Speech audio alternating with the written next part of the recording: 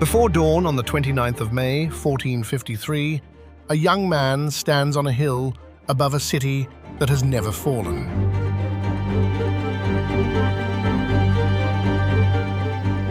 He is 21 years old. His name is Mehmed. For 53 days, his army has thrown itself against these walls and broken against them. The walls are the reason. They have stood for 1,000 years. More than 20 armies have come to this gate and turned back. Behind them sits Constantinople, the capital of the Roman Empire, in its 1,123rd year. By tomorrow, it will have a different name.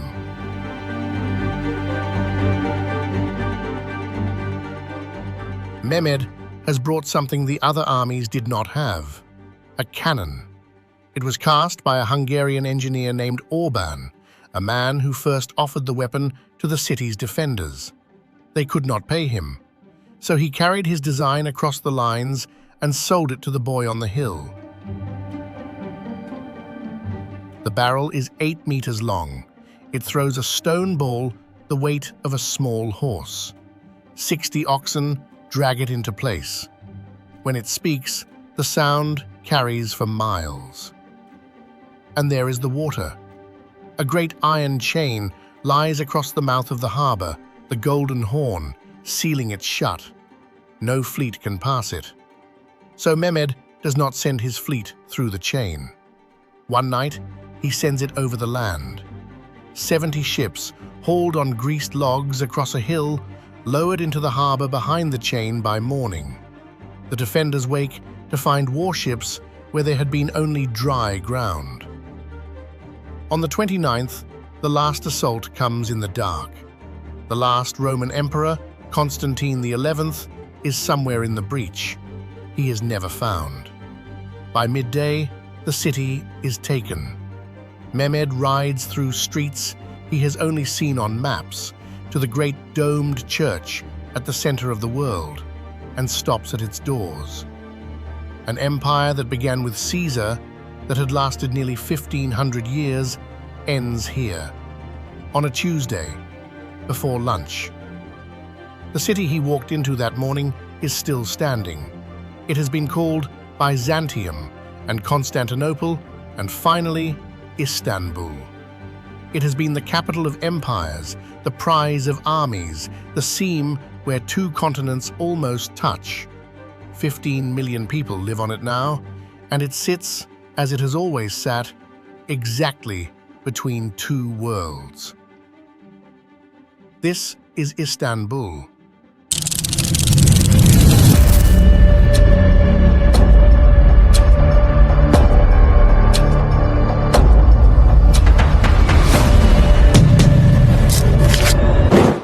Look at it from above, a city split by water. On one side, Europe, on the other, Asia. Between them, a strait 19 miles long and at its narrowest, barely 700 meters across. The Bosphorus. It is the only city on Earth that stands on two continents at once. Step onto a ferry on the European shore. 15 minutes later, you step off in Asia. Same city, same traffic, the same call to prayer drifting across the same water. 2/3 of its people live in Europe, the rest live in Asia. They cross between continents to go to work and think nothing of it. For 25 centuries, this narrow seam of water has decided who could move between the Black Sea and the Mediterranean, who could trade, who could starve, who could be reached by an army, and who could not. Whoever held the strait held the door between worlds. That is why the armies came. That is why Mehmed came. He had drawn his first plans for these walls when he was 13 years old. But the conquest is only one chapter. To understand the city, you have to understand the walls that made it almost impossible to take. For 1,000 years, they were the reason it could not be conquered. The Theodosian walls, thrown across the landward side of the peninsula in the 5th century, were not one wall, but a machine. First a moat, 60 feet wide, that could be flooded. Then a low outer wall. Then a terrace. Then the great inner wall, 40 feet high, 16 feet thick, studded with 96 towers. An attacker who breached the first wall found himself trapped on open ground beneath the second, with archers above him on both sides. It worked. For 1,000 years, more than 20 armies came and failed. Avars, Arabs, Bulgars, the Rus. The walls held against all of them. They were the most successful fortification in the history of the world. And then, in 53 days, they were not. What beat them was not a better army, it was a different kind of weapon. A cannon large enough to throw a stone the weight of a horse against walls built before gunpowder existed. The walls had been designed to stop men. They could not stop physics. When Mehmed finally rode through the broken gate, he was riding through the end of an age. The moment the world learned that no wall, however old, however holy, was safe anymore.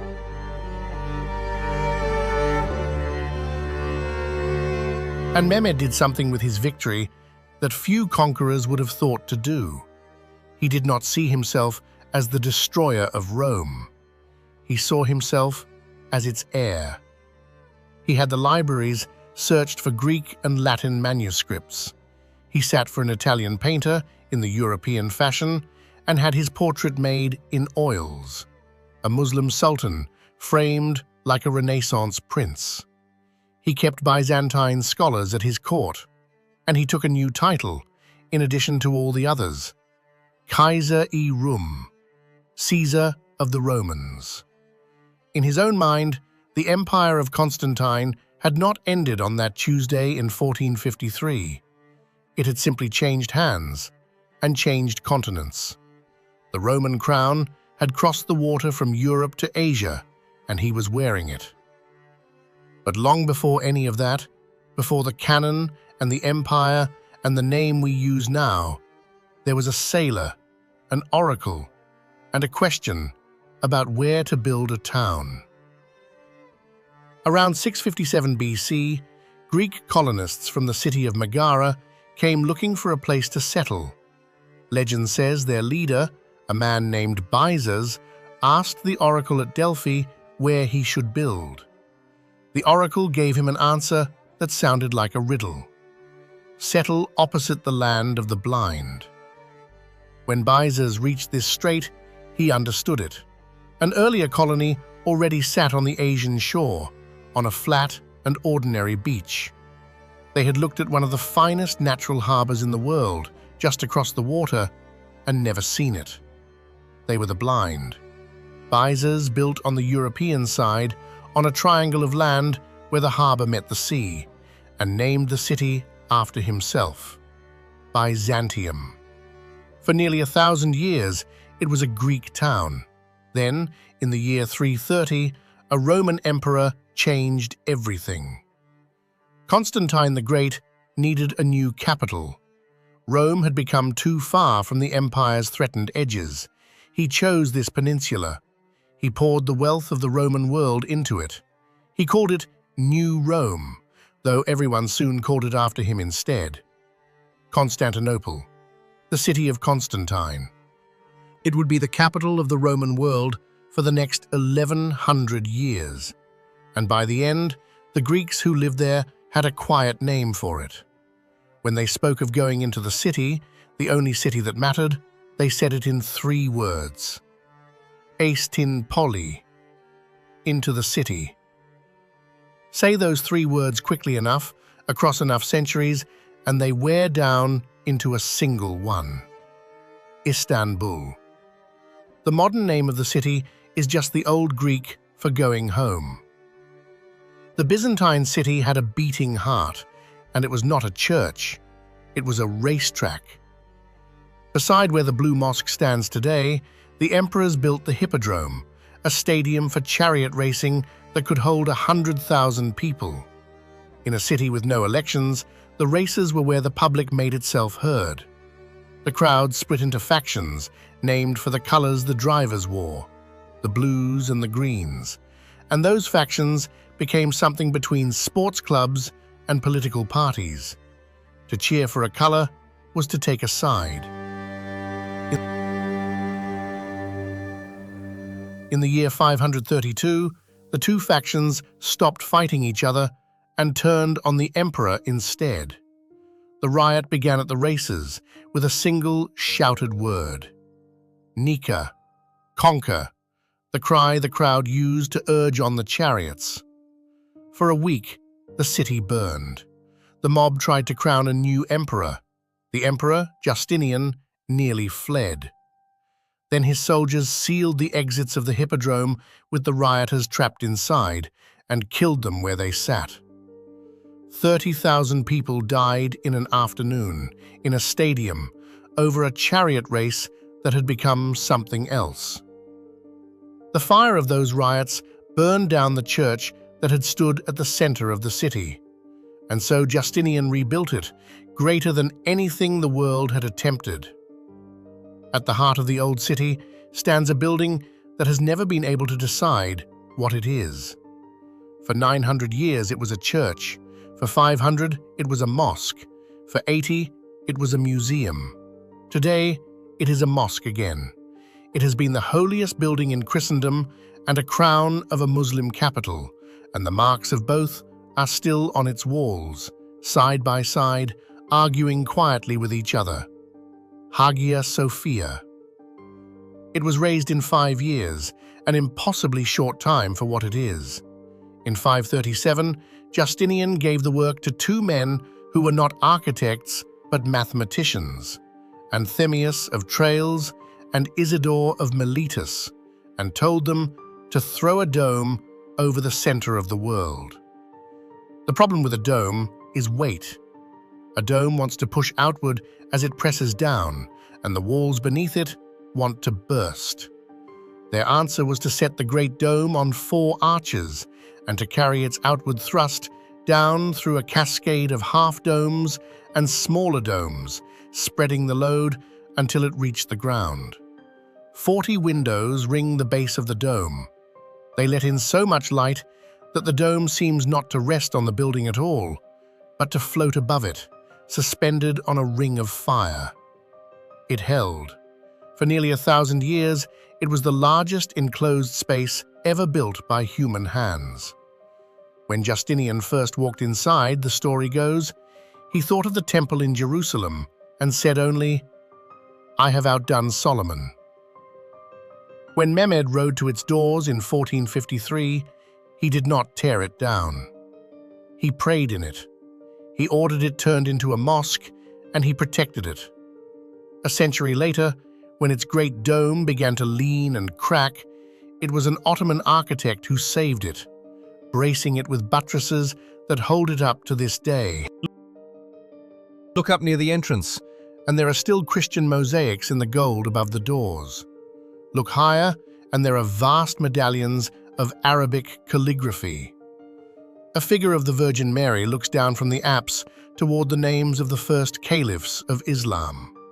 Neither has been removed. The building holds both, the way the city holds both, without resolving the contradiction. It simply keeps standing as more than one thing at once. Hagia Sophia is not the only place the Byzantine city still speaks. In a quiet corner, near the old land walls, stands a smaller church, once attached to a monastery, the Hora. From outside, it is almost plain. Inside, every surface of its ceilings and domes is covered in mosaic and painting. Millions of cut squares of gold and colored glass, set at angles so the gold catches the light and seems to move as you walk beneath it. These were made in the early 14th century, in the last bright flowering of Byzantine art, only decades before the empire fell. The figures are not the stiff, flat saints of the centuries before. They lean, they reach, they grieve. Faces full of feeling, bodies that have weight. It is some of the finest medieval art anywhere in the world, made by a dying empire that did not yet know it was dying. And it too would become a mosque, then a museum, then a mosque again. Cross on one of the public ferries, and you will not cross alone. Seagulls ride the wind off the stern, hanging motionless a meter from the rail, waiting. People feed them simit, rings of bread crusted with sesame, held up into the wind, and the gulls take it from the air. It is one of the small rituals of the city, a way of touching the wild while crossing between continents. North of Hagia Sophia, on the very tip of the peninsula where Byzas first built, the conquering sultans raised their palace, Topkapi. From the outside, it gives almost nothing away. No grand facade, no single dominating tower, just walls and gardens and courtyards folding into smaller courtyards, each one more private than the last. The men who ruled 3 continents from here did not want to be seen. The deeper you went, the fewer people were allowed to follow. And at the heart of it was the part that has fascinated outsiders for 500 years, the harem. The word means forbidden, in the sense of private, sacred. It was the household of the sultan, his mother, his wives, his children, the women of the court, behind doors only a handful of men could pass. We tend to imagine it as a place where women had no power. The opposite is closer to the truth. In the 16th century, a girl was brought here as a slave from a village in what is now Ukraine. In the West, she became known as Roxolana. In the city, she became Hurrem Sultan. She did something no one before her had done. She married the Sultan, Suleiman the Magnificent, and stayed at his side as his equal. For a century after her, the mothers and wives inside these walls shaped who rose and who fell across the whole empire. Historians call it the Sultanate of Women. It was run from rooms most men were not allowed to enter. Directly across from Hagia Sophia, facing it down across a garden, stands its answer. The Sultan Ahmed Mosque, the Blue Mosque, was raised in the early 17th century by a young sultan who wanted to build something to rival the great church 100 yards away. From outside, it is a cascade of domes climbing to a central crown. Inside, it is named for what covers it. More than 20,000 Iznik tiles in the blue that the town of Iznik had perfected, so that the light coming through its 200 windows turns the whole interior the color of deep water. When it was finished, it caused a scandal. The mosque had been built with 6 minarets. At the time, only the holiest mosque in Islam, in Mecca, had 6. To match it was an offense. The story goes that the Sultan solved the problem the way an empire at its height could afford to. He simply paid for a 7th minaret to be added in Mecca, so that the house of God would always stay one ahead of his own. 2 great domes, a garden apart, one built by a Christian emperor, one by a Muslim sultan, each trying to outdo the other across 1,000 years. The city kept them both, facing each other, and called it a skyline.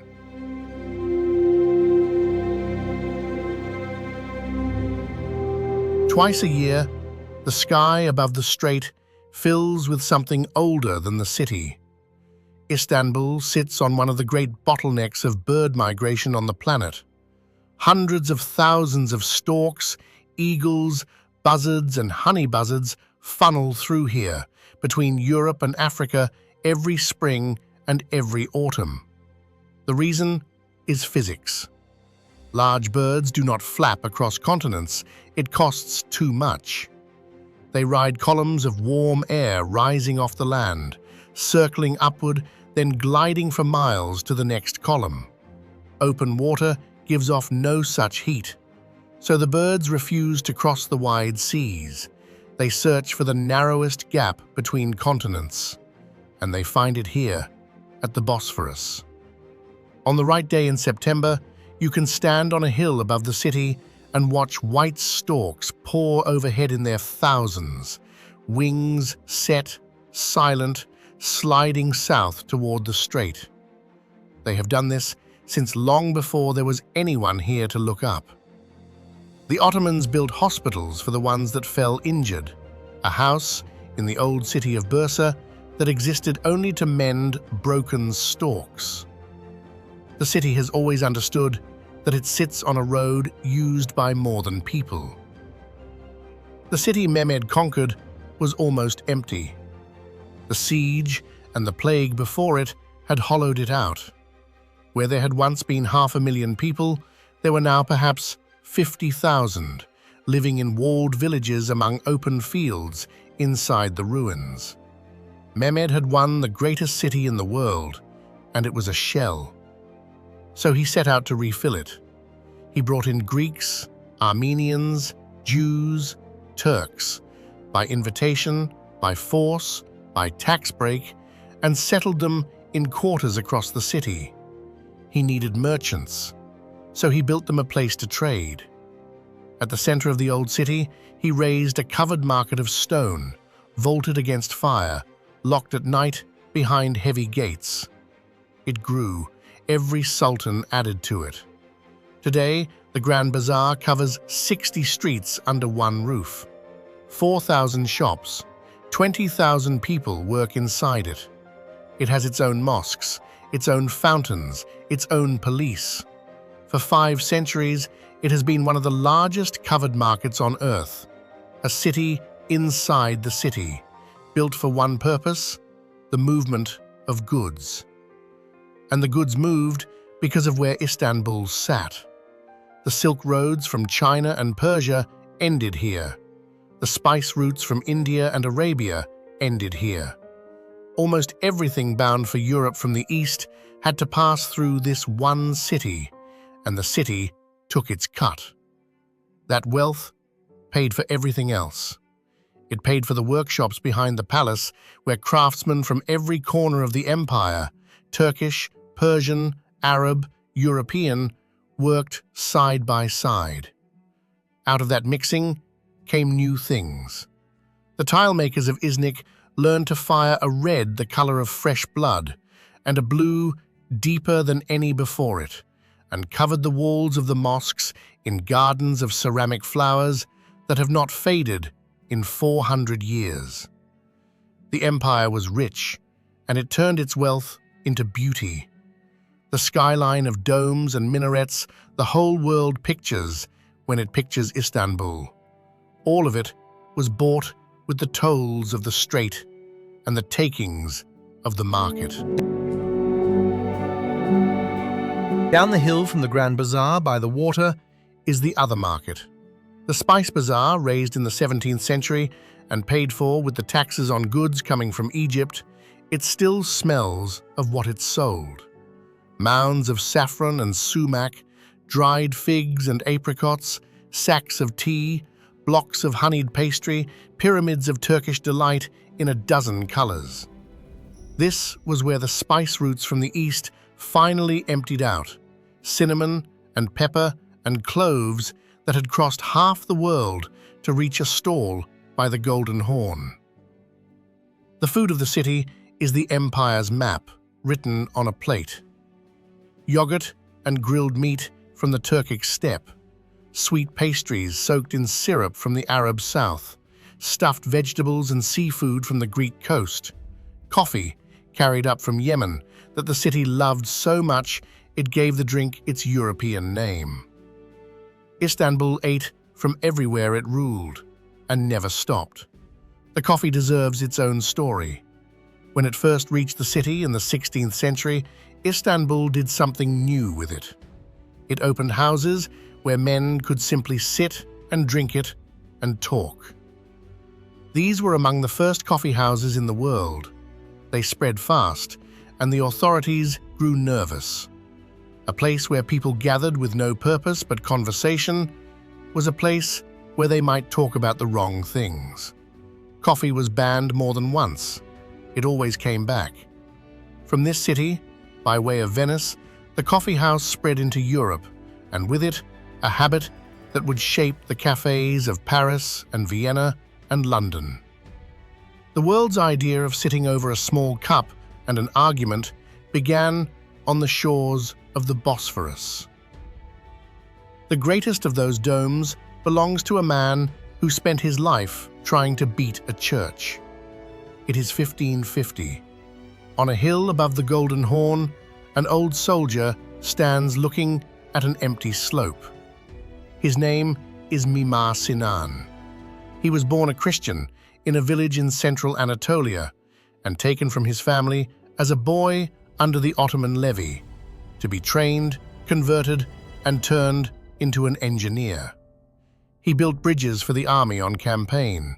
He built one across a river in 13 days, and the Sultan noticed.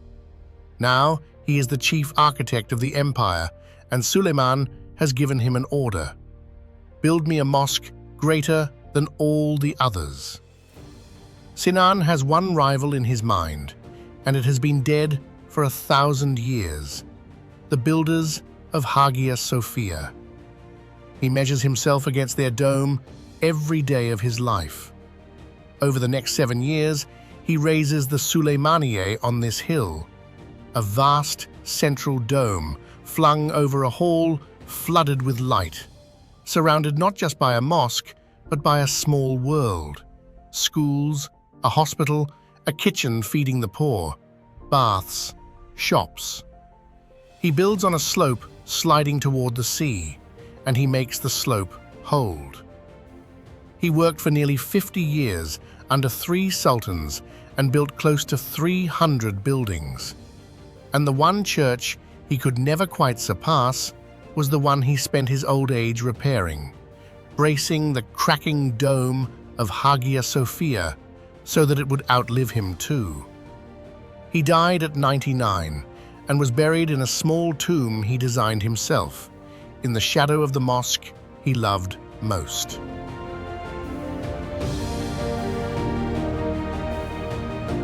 And the empire had a quieter side, turning slowly in the dark. In a hall in the Galata district, on certain evenings, men in long white robes and tall felt hats begin to turn.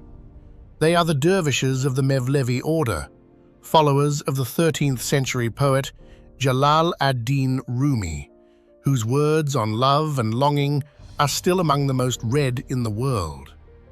The turning is not a performance, it is a prayer. One hand is raised to receive grace from heaven. The other is turned down to pass it to the earth. The dervish spins and spins until the self falls away and only the turning is left.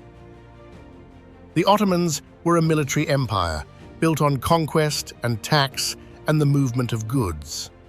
But threaded all the way through it was this other thing, a tradition that taught that the point of a life was not to win or to hold, but to let go. The same city that built the cannon that ended an empire also kept in its back rooms men who turned in circles to forget themselves entirely. There is a question every visitor ends up asking. Why are there so many cats? They are everywhere.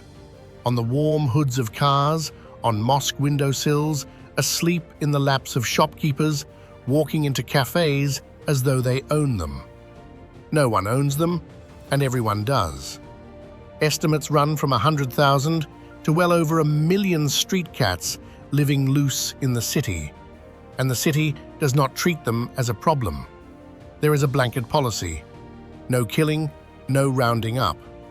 Neighborhoods build small wooden houses for them on the pavement. People leave out bowls of food and water. There are vending machines that dispense kibble for a coin. Where did they come from? The same place as everything else, the ships. Cats arrived in this harbor on trading vessels thousands of years ago, kept aboard to hunt the rats that ate the cargo and carried plague. When the ships unloaded, some of the cats stayed. In a city built largely of wood, full of granaries and bazaars, a good mouser was not a pest, but a necessity. Faith reinforced what trade had started. In Islam, the cat is considered clean, allowed into homes and mosques. So the cats stayed and were fed and multiplied and never left. They have outlasted the empire that first welcomed them. Most of what the world photographs is on the European side, but more than 5 million people live across the water in Asia, in a different city wearing the same name. The Asian shore is quieter, fewer monuments, more life. The districts of Üsküdar and Kadıköy are where Istanbul goes home at night. Tea gardens along the water, fish restaurants, markets that serve neighbors instead of tourists. From here, the famous skyline is something you look at across the strait, lit up in the evening, belonging to someone else.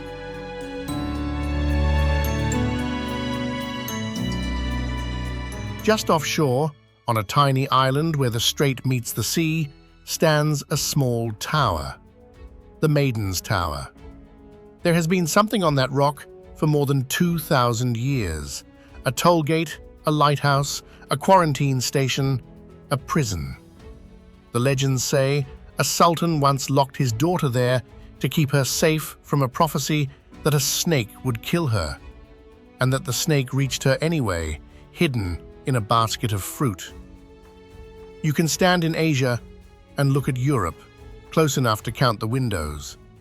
2 continents, kept apart by 700 meters of moving water and joined by the same city for as long as anyone can remember. The strait does not feel like an edge of the world. It feels like the middle of one. An hour by ferry from the city, out in the Sea of Marmara, lie 9 small islands where the modern city simply stops.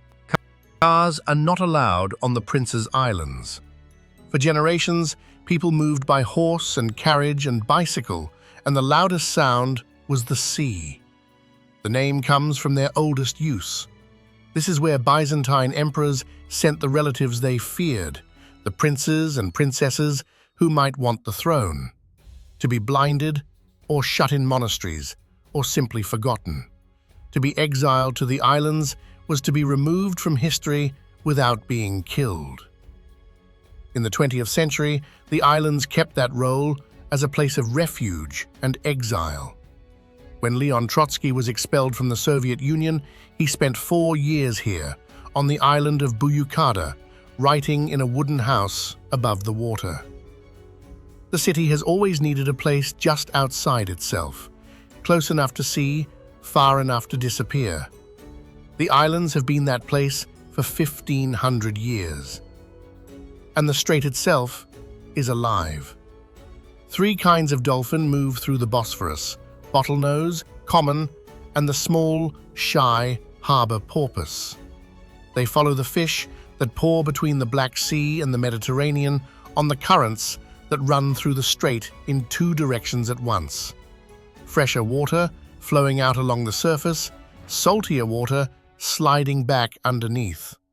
The dolphins hunt the seam between them. For decades, the traffic and the pollution drove them down. The Bosphorus is one of the busiest shipping lanes in the world. A tanker passes through, on average, every few minutes. In a channel so tight, the ships sometimes seem to graze the wooden mansions on the banks. To live here, a dolphin has to read that traffic the way a city pedestrian reads a road. In the quiet of recent years, in cleaner water, people have watched them come closer to shore again, leaping in the wake of the ferries between 2 continents in the middle of 15 million people. They were here before the city. They have simply learned to share it.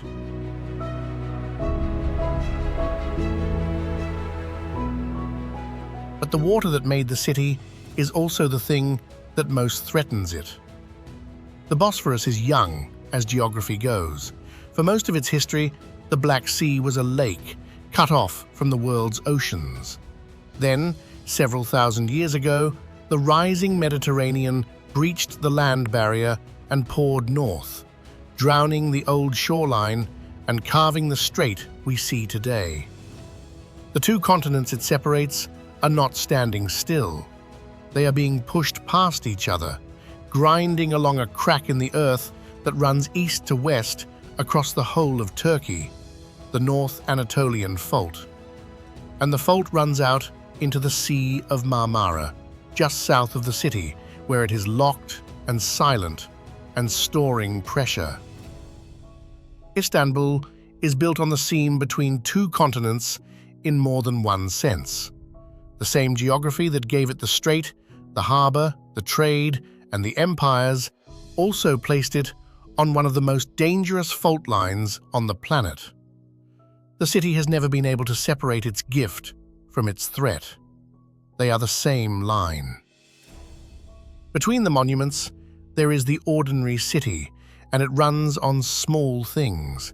It runs on tea, not coffee, tea, served in little tulip-shaped glasses, carried through the streets on swinging trays by men who deliver it to the shops all day long. A carpet seller pours you tea before he shows you anything. A deal is sealed over tea. Refusing it is almost rude. It runs on bread. The simit sellers push their red carts before dawn, stacked with rings of sesame bread. It runs on the fish pulled from the strait and grilled on rocking boats at the foot of the Galata bridge, slid into bread, handed across with a wedge of lemon. It runs on the hammam, the bathhouse, a habit the city inherited from Rome and never gave up, where you are steamed and scrubbed on hot marble beneath a dome pricked with little star-shaped windows. And 5 times a day it runs on sound. The call to prayer rises from one minaret, then another, then 100, overlapping across both continents, rolling over the water.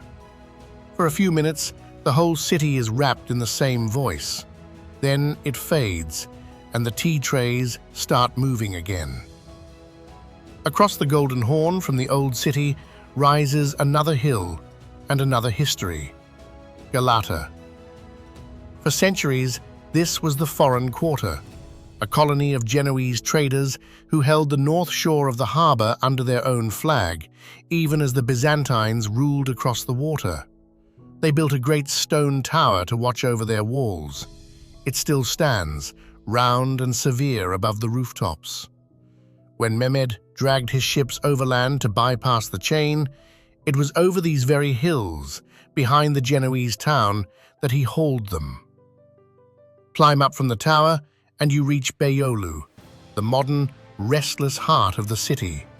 Grand 19th-century avenues, music spilling out of doorways, galleries in old apartment blocks, crowds that do not thin until morning. This is where Istanbul tries on whatever it wants to be next. The old city remembers. This part of the city experiments. A great city needs water, and Constantinople had no river of its own, so the Romans brought water to it from the hills, across more than 200 miles of channels and bridges, one of the longest supply systems of the ancient world. Where the line had to cross a valley in the middle of the city, they carried it on a double tier of stone arches nearly 1,000 meters long. The aqueduct of Valens still strides over an Istanbul highway today, traffic pouring beneath arches that have moved water for 1,600 years. And beneath all of it, the old city keeps its secrets in the dark. Under the streets near Hagia Sophia lies a forest of columns standing in still black water. The Basilica Cistern, an underground reservoir built by Justinian to hold the city's water through the long sieges. 336 columns hold up the roof, scavenged from older temples across the empire. In the far corner, 2 of them rest on enormous carved heads of Medusa, one tipped on her side, one upside down, taken from some ruined pagan building and dropped here, face down, to be useful. The Romans who built Constantinople were happy to put a goddess to work holding up a column, as long as they turned her the wrong way first. By the 19th century, the empire was failing, and it tried to spend its way back into power. On the European shore of the Bosphorus, the sultans abandoned the old Ottoman palace and built a new one in the European style.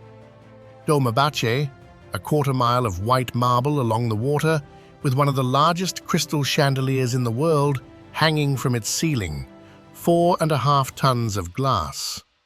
It was meant to prove the empire was still modern, still rich, still European. It nearly emptied the treasury to build. It did not save the empire. The First World War finished it. The Ottoman state collapsed, the sultans were sent into exile, and out of the wreckage, a soldier named Mustafa Kemal, later called Ataturk, father of the Turks, built a new republic. He moved the capital away to Ankara, in the heart of Anatolia, and turned his back on the imperial city. In 1930, the new state made it official. The city would no longer be called Constantinople. Its name was Istanbul. Mustafa Kemal died in 1938 in a bed in Dolmabahce Palace on the shore of the strait. To this day, the clocks in his room are stopped at 9:05, the minute of his death. The last great palace of the empire became the place where the man who ended the empire died. For most of its history, this was not a Turkish city, or a Muslim city, or a Greek city. It was all of them at once. Greeks had lived here since before it was even Constantinople, the descendants of the people who gave the city its name. Armenians, Jews, Italians, all had their quarters, their churches and synagogues, their share of the trade. In 1919, there were 350,000 Greeks in the city.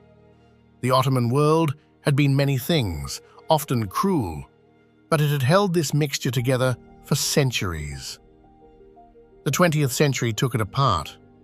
A wealth tax in 1942 fell so heavily on non-Muslims that it ruined thousands of families. And then there was one night, the 6th of September, 1955. A false rumor spreads that Greeks have bombed the birthplace of the Republic's founder. By evening, mobs are moving through the Greek districts of the city. They have been brought in by truck. They carry crowbars, axes, cans of petrol, and lists of which shops to destroy. For 9 hours they burn and loot churches, homes, businesses. The police stand aside. By morning, dozens are dead, women have been assaulted, and a Greek life of the city that was built over 25 centuries is broken in a single night. The Greeks left. From 350,000, their numbers fell to a few thousand, and then to fewer still. Today, the people who gave Istanbul its name number around 2,000 in a city of 15 million. The name remains. The people who first spoke it are nearly gone. The sea the city sits beside is tired. The Sea of Marmara, the inland sea just south of the strait, has absorbed the waste of a megacity for generations. In 2021, it showed what that costs. A thick layer of grey-white slime spread across the surface for miles. A vast bloom of microscopic life feeding on warm, polluted, overloaded water, smothering everything beneath it. Fishermen called it sea snot. Under it, the small creatures of the sea floor, the mussels, the crabs, the things that quietly filter the water clean, suffocated in the dark. It was a warning written in slime. The same sea that fed the city for 3,000 years is being asked to swallow more than it can. The dolphins still pass through the strait above it, but the floor of the Marmara is quieter than it was, and the city has not yet decided whether it will listen. Because the city keeps growing. In 1950, Istanbul held about 1 million people. Then the factories came, and the villages of Anatolia emptied toward them. People arrived faster than the city could build, so they built for themselves. Overnight, on the edges, a kind of house the Turks call gecekondu, landed by night. The sprawl swallowed forests and hills. The bridges went up to carry it, the first across the Bosphorus in 1973, then a second, then a third. A rail tunnel was driven beneath the strait itself, so that now you can ride a train from Europe to Asia under the same water Mehmed's ships once crossed on top. 15 million people now. And most of them live in buildings thrown up fast in the decades when no one was checking, on the doorstep of a locked fault. The scientists are blunt about it. The North Anatolian Fault has been failing westward for a century, one earthquake at a time, each one closer to the city. In 1999, it ruptured under a town 80 kilometers away and killed more than 17,000 people in less than a minute. The section directly south of Istanbul has not moved. It is overdue. The best estimates give better than a 60% chance of a major earthquake striking the city within a generation. More than 500,000 buildings are thought to be unable to survive it. In April 2025, a smaller quake shook the city, strong enough to send people into the streets, not strong enough to be the one they fear. It was a knock on the door. Everyone heard it, and almost no one knows what to do about a city this large, this old, this heavy, balanced on a line it cannot move off of.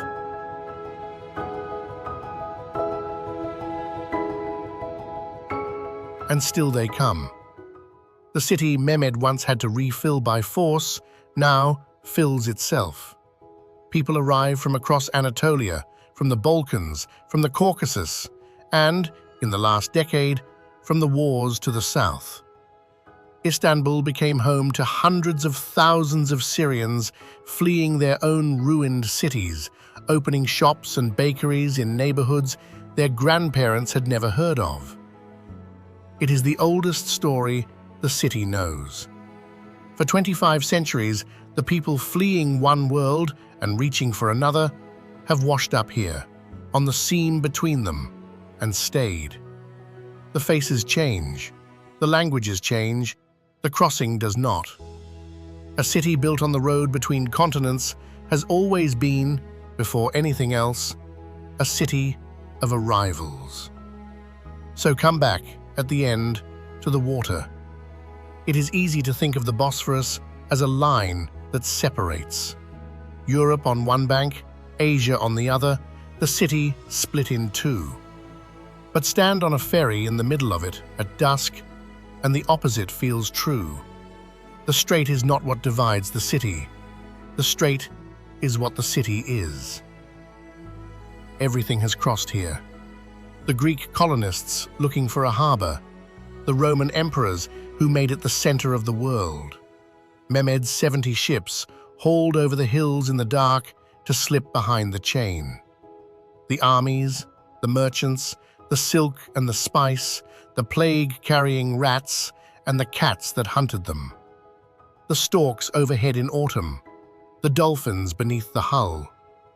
For 25 centuries, everything moving between the continents has had to pass through this one narrow seam of moving water.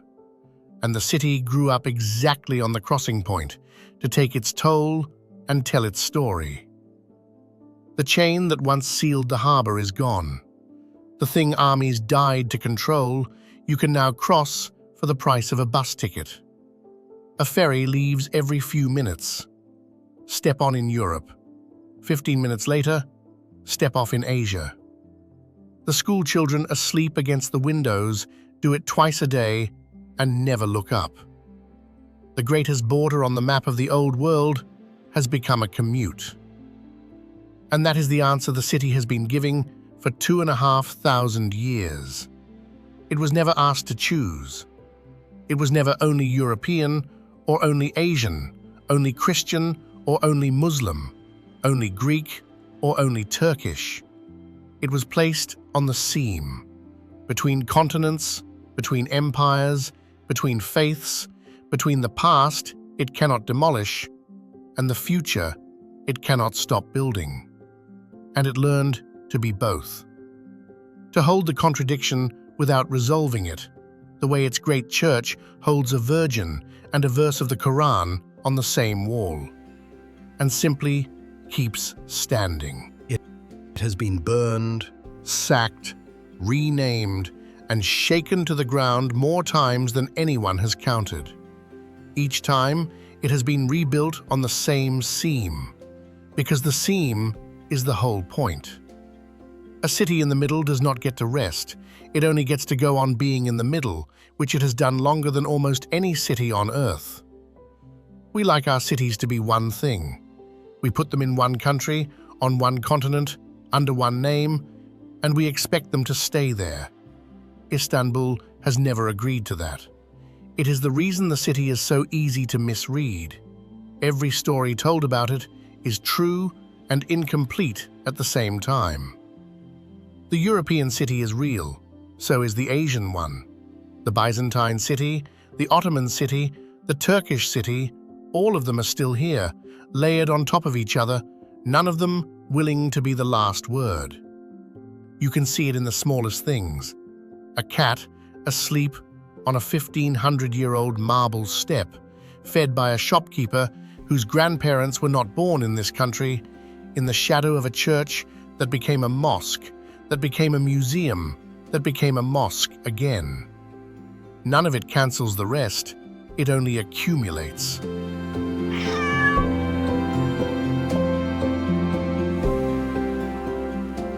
For 16 years, a cross-eyed grey cat named Glee lived inside Hagia Sophia. She was born there, raised there, photographed by millions, and when the building changed from museum back to mosque, the authorities promised she could stay. She was buried on the grounds when she died. A stray cat, descended from some rat catcher off an ancient ship, given a place of honor in the holiest building in the city. It is a small thing. It is also the whole city in one image. Nothing here is ever thrown away. It is only added to the pile and kept. Perhaps that is what it means to be the city between two worlds, not to be torn between them, but to refuse, century after century, to become only one. The continents will keep grinding past each other. The fault will move when it moves, and the ferries will keep crossing every few minutes, carrying the city back and forth between Europe and Asia, as if the question of which one it belongs to had never needed an answer. Take a breath. Stay a while. There are few places on Earth that have spent so long being so many things at once. Thanks for watching, and until the next journey.